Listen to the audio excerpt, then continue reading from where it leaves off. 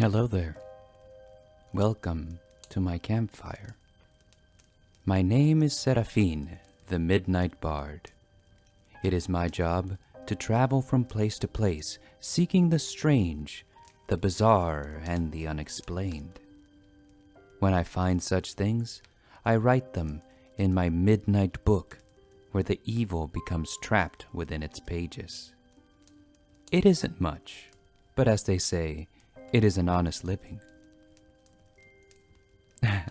Although, being in constant pursuit of the dark makes me wonder what could have been if I had settled on a more traditional way of life. You know, a life in the suburbs, with a wife and perhaps even children. Well, I'm afraid no one is exempt from strange tidings. Even those living quiet, ordinary lives. Why, I once came across a man who had the very picture of idyllic life, only to find strangeness surrounding him. I asked him to tell me his tale, and he said to me, "My pregnant wife has a disturbing craving." Before I begin, let me say that I love my wife very much and still do. When I said for better or for worse, I meant it. I don't love what she has become is the problem. The only reason I'm even typing this out is to get it off my chest to someone. My wife and I had been trying to have a baby for a little over a year now, but hadn't succeeded until I bought some takeout at this new restaurant near our home. Molly had miscarried the previous week and was sulking around in a depressive state ever since. She hadn't been eating much and had quarantined herself into our dark bedroom to grieve over our latest loss. I know Chinese food is her favorite, and it might be the only way to get a full meal in her. It was a nice evening overall. We watched a comedy on TV. Molly gratefully gobbled down the orange chicken with fried rice, and afterwards we cracked open our fortune cookies. Mine said something about working hard. I didn't really care, but I remember hers clear as day. "Now is the time," it read in tiny black letters. In that moment, she pounced on me.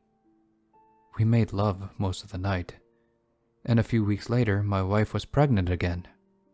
Once she made it past the 2-month mark, we were comfortable enough to tell our family and friends without fear of another miscarriage.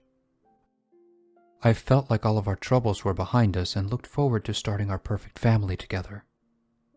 Little did I know, that was far from the end of our problems. The pregnancy so far has been pretty standard aside from one thing. Molly's craving for Chinese food was obscene. At first, she would go through multiple cup of noodles a day, or she would cook all of our white rice and douse it in soy sauce, which wasn't that bad. It was even sort of cute at first to joke about. After weeks of this, the only thing I could ever get her to eat was her special order from the same restaurant. It was almost like an addiction.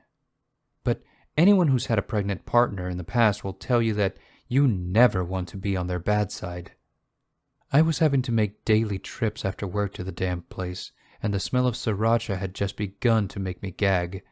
And she was about 24 weeks into the pregnancy when I went to pick up her latest orange chicken fix. I found that the place had been shut down and boarded up with tape covering the perimeter. It seemed a little much for a potential health code violation, but it made me worried about the oriental chicken-crazed monster that was sleeping next to me at night. I knew these news would upset her greatly, so I drove to a different restaurant and got the same meal for her just in case she was still hungry. When I got home, I broke the news to her, but then offered the takeout box as a substitute. I expected her to be a little bummed out, but nothing could have prepared me for her reaction. She grabbed the box and opened it frantically near the kitchen counter.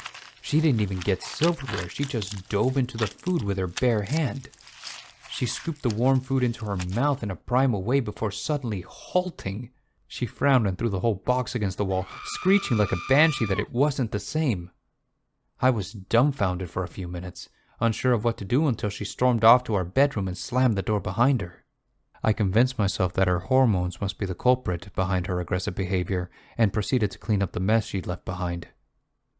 The next few days, I dreaded coming home from work. The woman I married was barely recognizable in comparison to this swollen-bellied maniac that took her place, and she refused to eat anything except for her special order. But there's no way I could get it to her. She went 4 full days without so much as a nibble, and it made her go a little nuts. The first day I came back without it, she wouldn't let me touch her anymore and would simply scream as if I were beating her without mercy. The police even showed up after a while to make sure I wasn't battering her. On the second day, she actually slapped me, but she's not very strong. Her nails did scratch me though, and I had to lie about it when my coworkers asked about its origins. The day after that, she just sat on my lap and cried.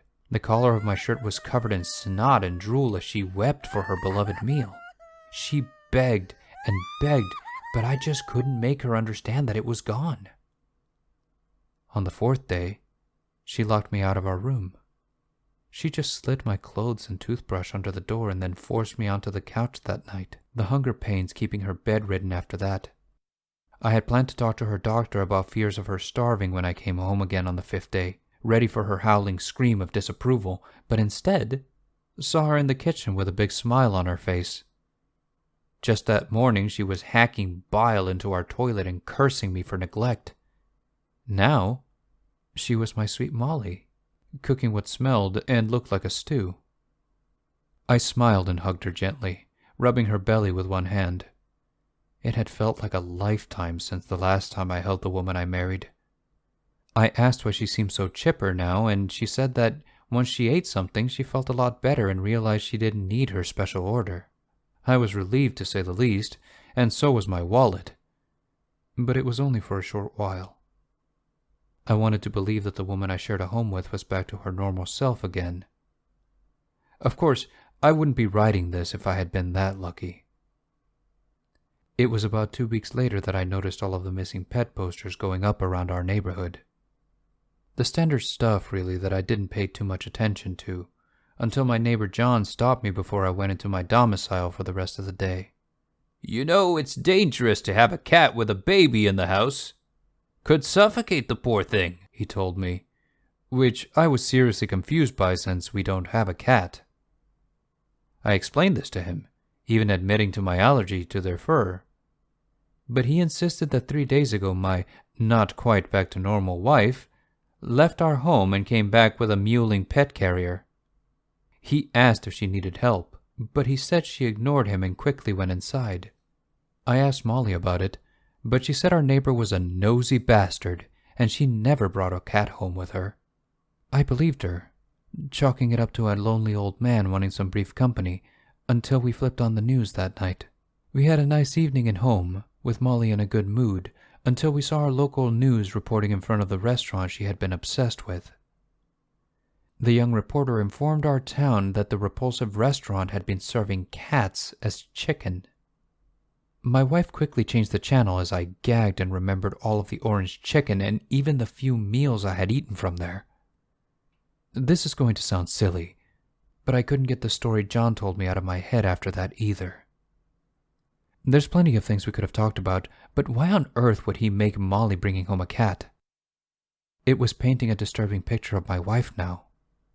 I had a feeling what she was up to while I was working, but I had no proof. Not until her baby shower, that is. I wasn't invited, like most husbands, so I got the house to myself for the day. I killed most of the time with video games, but my controller's batteries had died. We have a small cabinet above our stove where we keep flashlights, batteries, and other miscellaneous items. It was above my head and I can barely see inside of it without a stool, so I grabbed one to make my life easier. While I retrieved the batteries, I saw an old butter tub that I never put in there. Obviously, my wife must have done it. But I wanted to know what it was there for. I took it from the cabinet, noting it made a soft jingling sound, and popped it open easily. I wish I hadn't now. What I saw staring back at me were tiny, brightly colored collars.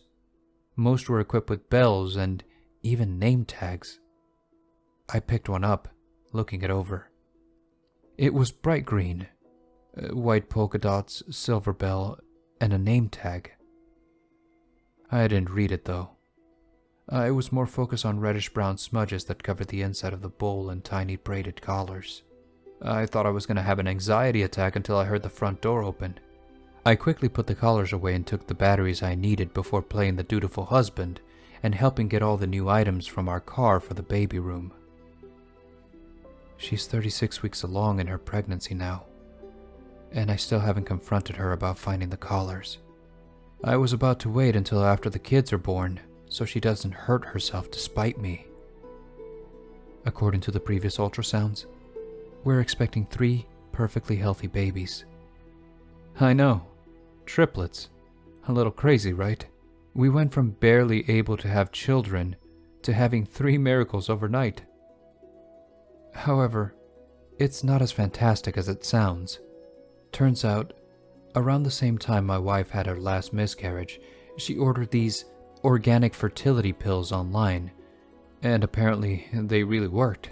Of course, I didn't find this out until the day we realized she was having multiple babies. Our most recent visit to the clinic revealed their sexes: 2 little boys and a precious little girl. I can't wait to see them. They'll make this period of our lives worth it, I remember thinking as I gazed at the monochrome screen. I was on the precipice of tears when something my wife said caught my attention. "It's like we're having a whole litter," she said with a toothy grin stretched across her face. That unsettled me, especially the way she looked at the screen with her wide eyes. I don't want to believe my wife would eat our children, but it happens in nature all the time if you think about it. I had a pet hamster as a kid that ate all of her babies. It freaked the hell out of me then. The more I look at how my wife gazes at our swollen belly, the hungrier her eyes seem to me. I think once the children are all able to leave the hospital, I'm going to take them and divorce my wife. However, if she resists, I'll have to put down the feral mother to protect her litter.